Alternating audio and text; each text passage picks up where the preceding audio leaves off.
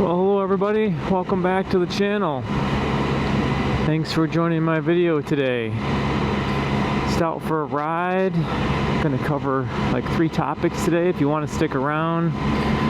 One is some hot weather gear and hot weather riding, and I'll explain to you why I have 2 different gloves on in my video here. The second is we'll take a ride around a local lake with a little history. And the third, which I'm excited about, is we'll end up at an RC track. The city just put in an RC track for everyone to use, and who doesn't like RC vehicles and RC cars? So you want to stick around for that? I'm going to ride over and show you that. I'm quite excited about it. So if you want to stick around, those are the topics that we'll be talking about today. So today, the weather here in Michigan, today is going to be my official first hot weather ride. It's going to be 88 today. It's on its way there now. We've had a pretty cold spring, and I guess you could say it's summer now. It's June, but so yeah, so today, high of 88. Low humidity though, and I know you guys are probably thinking, Mitch, God, that's not that hot. You know, some of you guys in Texas, California, or Florida with high humidity, it's 110 degrees or 100 and something or 90. But for me, this is my first hot weather ride on a Spyder. So I have my Icon High Vis mesh jacket today that I'm trying out. And I'm doing a little experiment on my gloves. The gloves I've been wearing, the only pair I have, are these Revit leather perforated gloves. I love them. I've been wearing them on my Vespa and so far on the Spyder, but I just, with the black color and the leather, even though they're perforated, they've gotten a little warm. So what I have now is a pair of Revit, I think these are Sand 5 mesh gloves, you can see here, and they've got, you know, knuckle support, and they're highly vented and mesh and have a nice leather palm, and I'm hoping those gloves are going to be a little cooler for this hot weather riding. Obviously they're not black like the leather ones are, so just out of the pure just sun factor they should be cooler, but we'll see. Just gonna try them out today. Got the mesh jacket on.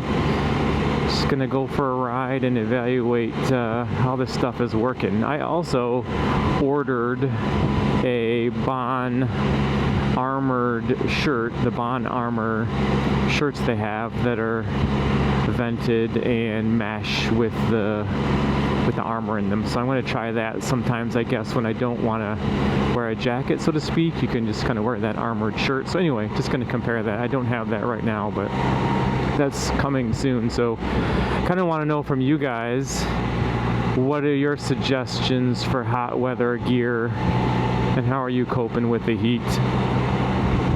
Because like I said, Michigan can be hot, probably not the hottest place, but as I mentioned in my 500-mile review, this Spyder blocks a lot of the wind, and you're tucked behind the fairing and the shield, and it does, I think, get a little warm. I've yet to play with the deflectors I have on this thing. I do want to experiment with those and see if those 2 adjustable deflectors, I call them, up here, down there, make any difference. They look to be in a position right now where they may just be forcing air around me to give me a cocoon versus directing it at me to stay cool. I don't know. I haven't really played with them or adjusted them or researched them, but I know obviously I have them on this Sea to Sky, and I think they may be optional on other models. So I guess you can enlighten me on that for those who have the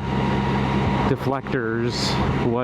How are you adjusting them for cold riding versus hot weather riding? That's something I want to learn. But yeah, just out trying the gloves today and the jacket, going for a hot weather ride, going towards Walled Lake, coming up through Wixom and Walled Lake, heading east from my house. So Stick with me, should be a good ride. Yeah, speaking of gear, I don't know why. My Revit jacket, these gloves, I bought black gear. I wasn't really thinking much of the heat. I love my jacket. It's kind of an all-weather jacket. It's mesh. It's I guess it has vents, not truly mesh, and it's got armor, and it's got an arm or a rain insert and a cold weather insert. But man, just being black, it definitely absorbs the heat in the sun. I really noticed that, so I'm not sure why. I should have maybe bought a different color, or it's just normal that you would have gear for the different types of weather. Kind of learning that right now, but it makes sense. I can definitely feel the breathability of this Icon jacket and the mesh. I would be roasting right now in my black Revit jacket. I've determined the threshold on that jacket is about 70 degrees and below. I think over 70 it starts to get warm, let alone today being 88. I would definitely would be sweating. Not much I can do, I don't think, with my full face helmet. I'm just one for a full face helmet. I know they make a lot of different varieties, and it's got vents. My vents on the top are open. The vent on my chin is open. Of course, the camera blocks a little bit of that, but I guess I don't know how to get around full face helmet sweating per se. It's a white helmet, so I guess that's helping me somewhat. It's not a dark color or black. But yeah, just sitting here right now, it's a little warm, and I have the chin insert in my helmet because of the camera mic. I think that helps with audio, but probably hurts air getting in around my chin and the bottom. Maybe if that chin sort of mesh guard piece were out right now, I would probably be getting a little more air as I ride down the road. But things to try out and experiment with. But if you guys know of or can give me any gear tips or hot weather riding tips, I'm all ears. I solicit in these videos, and the feedback has been great. Hopefully you guys enjoy it or get something out of it too, but for me it's been very helpful, the comments, and you know, me putting out some questions, and the feedback I get has been great, so I appreciate that. So we're coming down here to a little city called Walled Lake, and you can kind of see maybe the lake over to the right if I get a peek right there. So we're going to do a little loop around Lakeshore Drive, kind of show you the lake. Probably a nice day for it. Probably some people out boating, enjoying it.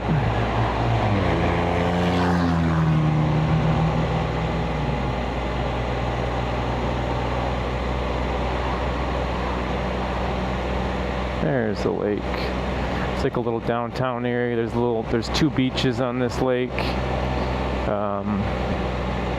I kind of come here. I have another hobby. I do metal detecting, and I'll come to these beaches with a water detector, and I'll go out and find what people lose in the water. Jewelry and a lot of things like to fall off in the water, and I can find it. So this is sort of the old downtown of Walled Lake. Turn here.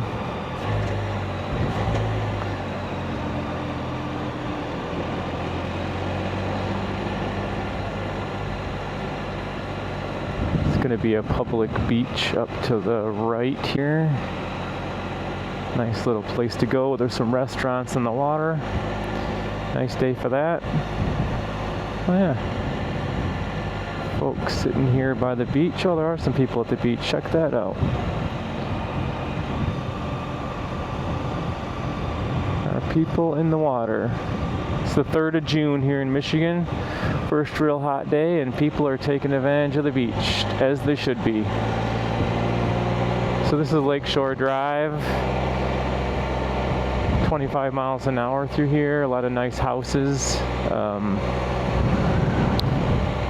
The history of this area, this lake, back in the 1920s, probably 1925, over there on that side used to be a huge, what they call a casino and dance floor area building. In the 20s, people would come from Detroit to come out to that dance area, and it was in the big band era, and believe it or not, this was well known to have a lot of big band folks, and they made an amusement park there.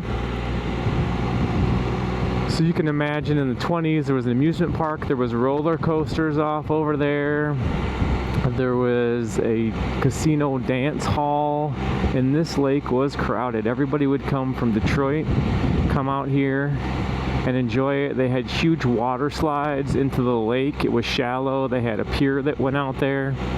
That all started in the 1920s, 1930s. Unfortunately, by the 1960s, there was a huge fire, and that casino dance hall burned down. And then I think not too long after that,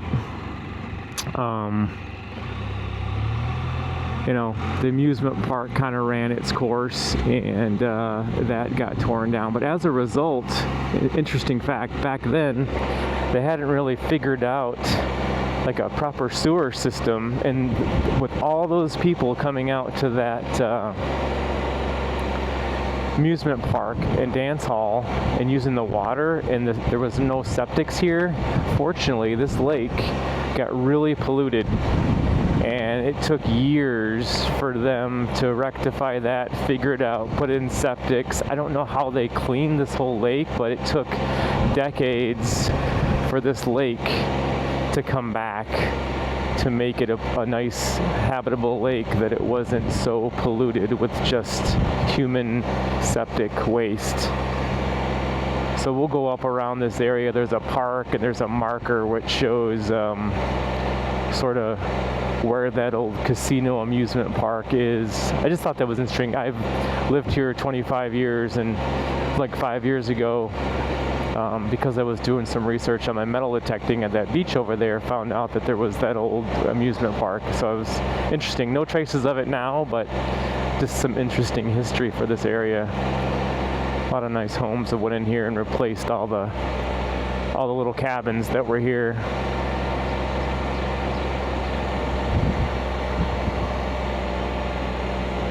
Look at that, having a party today. Wow. School's just got out too around here, so there's all kinds of happy kids enjoying the beach. High schoolers have graduated. So I'm guessing, since last Friday was the last day of school, if I were a teenager and I were out or graduated, I think I'd be celebrating at the beach. That's where I'd be. That's a nice place.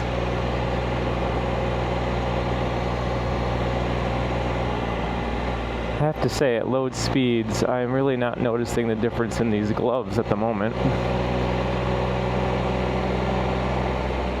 I think it's just warm no matter what at 22 miles an hour when it's in the mid-80s.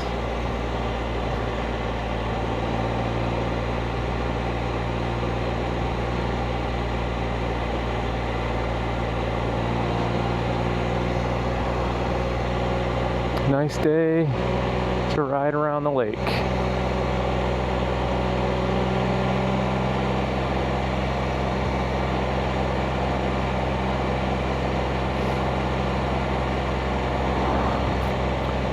So right here at this turn, straight ahead is like a lakefront park. This is where all that 1925 stuff was here. In the recent years, they've just built this whole green space. There was nothing here, but they've just kind of made it a park and a green space. And there's actual historical markers in that park to sort of mark the location and educate you about the happenings of the roaring 20s here in Walled Lake. Crazy stuff. And it's a nice park.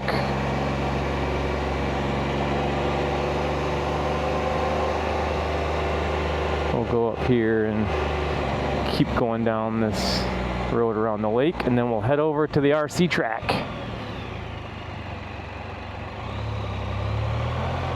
Yeah, so here we are, right directly where everything would have been in the 20s. Just can't imagine a huge roller coaster and vibrant, like, old buildings and just tons of people coming here back in the day. Kind of neat.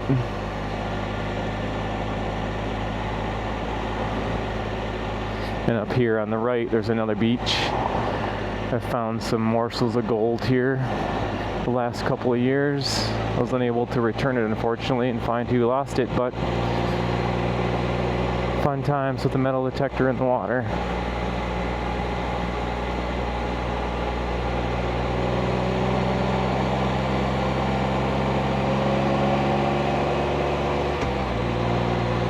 So right up on this hill, it's going to overlook the beach. She'll be down to the right, and there's a nice new pavilion on the left they've created over here. And then there's a tunnel under the road, and then there's the beach. Oh, some people are in the water today. Nice. I hope they're, well, I shouldn't say I hope they're losing stuff, but if they lose stuff, I will be here shortly to find it.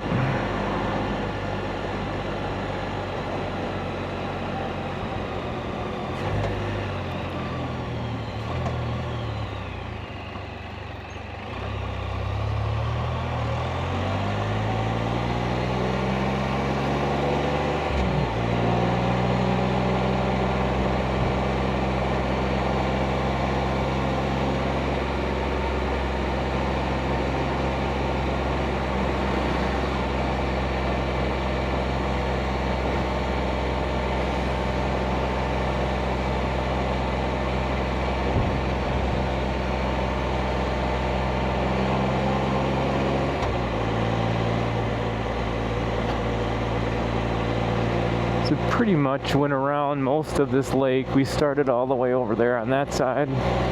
Part of this side you really can't get to on main roads, but it was kind of a tour around Walled Lake.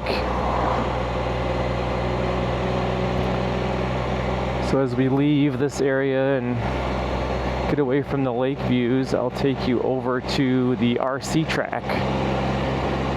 The story behind that is the city put in, I just found out, it was a piece of property, and they had the idea of developing it into an RC track that's free for everyone to use. They make different tracks every year made out of clay. They have RC races and events almost every single weekend of the summer. So I'm curious to check it out.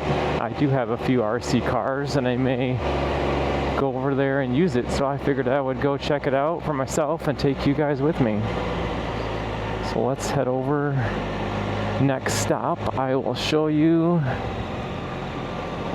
the RC track. Alright guys, so we're approaching the RC track. I think it's up here on the left. See the water tower. Let's see. Oh, I see the street up there. Yeah, so just on top of this bridge. Let's make a left here and check it out.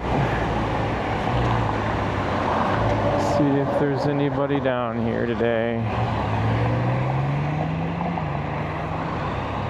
Alright. Oh, nice. Look at that. That is awesome. This is pretty darn cool that they took this piece of property that they couldn't do much with and wow, made an RC track out of it. This is awesome. Let me go in here and take a look what we got.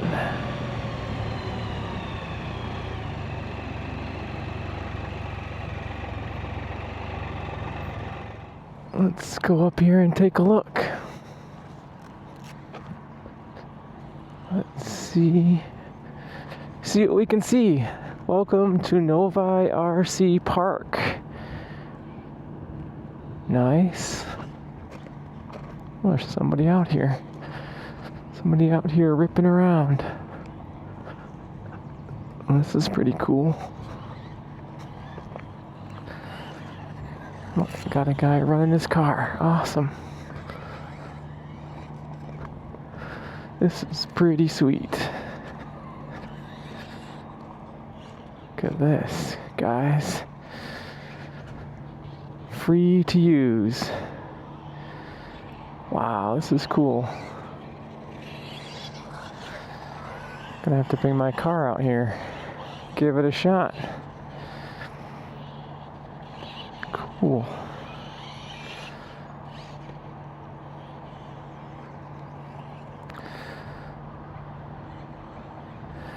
Yes, this is the RC park in Novi. They just took this property that wasn't being used and repurposed it for the RC community, which I thought was a great idea. This is pretty awesome. So if you're near Novi, Michigan, come and run your RC car. But that's going to end today's ride, everybody. Thanks for joining me. Thanks for coming along. Hope you found it interesting. And I will see you in the next one. Talk to you later.